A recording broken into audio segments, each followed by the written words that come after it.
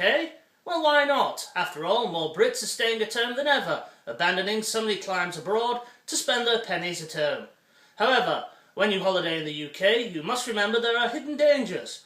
And I'm going to take you through a typical UK holiday accommodation to have a look at those hidden dangers, as Her Majesty's Government has imposed that each and every one of us must stay safe whilst holidaying. It's not all fun and games, you know. So, here we are in our accommodation. As you can see, typically British.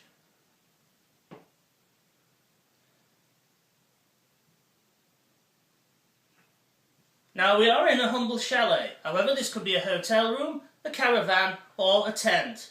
You must remember safety. So we're going to take a look at safety. The first thing you must do is get to know where your exits are.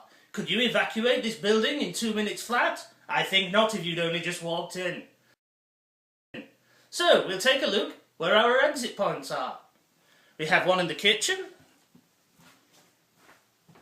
Very easy to get out, but in an emergency, unfortunately, this door sticks. That isn't a good thing. That's something we must look into and bring up with our accommodation owner.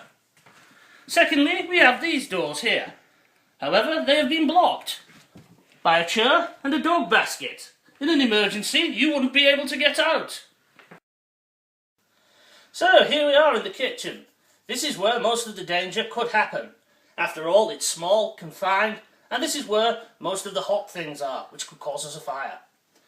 Now, whilst the curtains and that don't close quite properly, and drawers that never close, are all part of jokes and jolly japes, and the sort of thing that we would write home about on a postcard to our gran, fire safety is no joking matter. Now we have the cooker. Typical British good standard of cooker.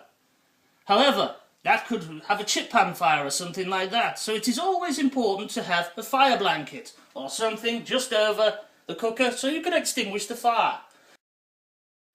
Now this person here, who owns this particular chalet, has decided to put a fire extinguisher in. There are many different types of fire extinguisher, and it is important that you use the correct one for the correct fire.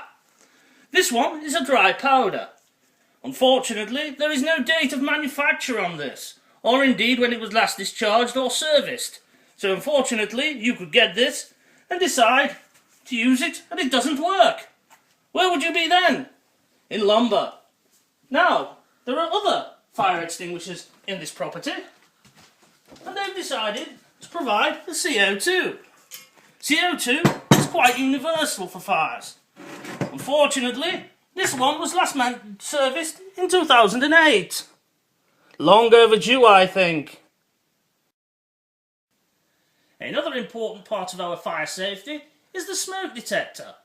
A smoke detector must be fitted in each and every accommodation, at least one, and placed somewhere centrally, so that it can alert you whether you're sleeping in the bathroom or in the living quarters.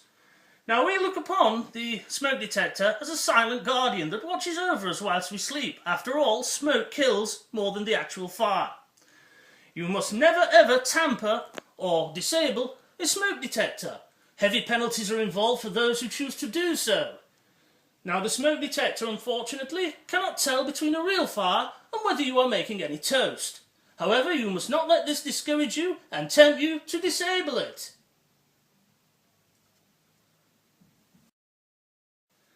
So, that brings me on to electrical safety. Another important thing to look out for when in our accommodation.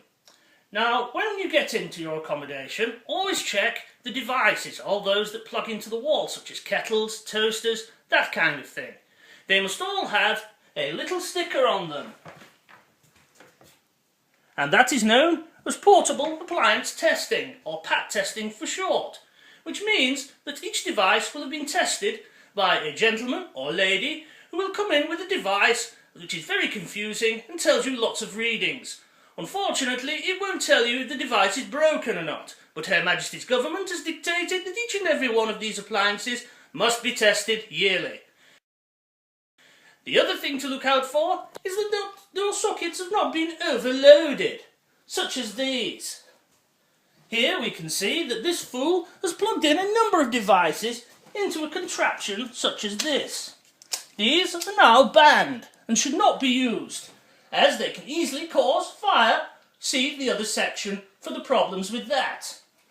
You see what happens is they keep putting plugs and more plugs into the socket. They then put an extension lead in, which overloads here. Think of all the voltage that is going through that one socket and could easily trip out or cause a fire, which puts you and your family in danger. So that brings us to the end of this short but informative film. Remember, safety is important. However, don't let it spoil your holiday. But we wouldn't want you to be returning back to work with a cut finger, a broken leg, or worse, would we? So, enjoy your holiday, and it's bye-bye from me.